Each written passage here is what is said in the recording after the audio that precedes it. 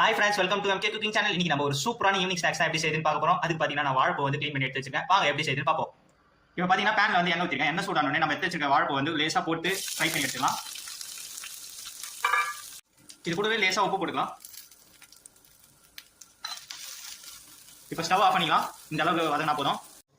இப்போ பஜ்ஜி மாவு பார்த்தீங்கன்னா தேவையான அளவு உப்பு போட்டு கலந்து எடுத்து வச்சிருக்கேன். பஜ்ஜி போடுற அளவுக்கு வந்து தண்ணி ஊற்றி கலந்து எடுத்து வச்சுக்கோங்க. இப்போ வானல்ல எண்ணெய் வச்சிருக்கேன். எண்ணெய் சூடானோடனே இப்போ நம்ம வந்து போட்டு எடுத்துக்கலாம். இப்போ எண்ணெய் சூடாச்சு. இப்போ வந்து நம்ம வந்து ஒன்னொன்னா வந்து நம்ம கலந்து வச்சிருக்க பஜ்ஜி மாவு வந்து டிப் பண்ணி எடுத்து கொடுக்கலாம்.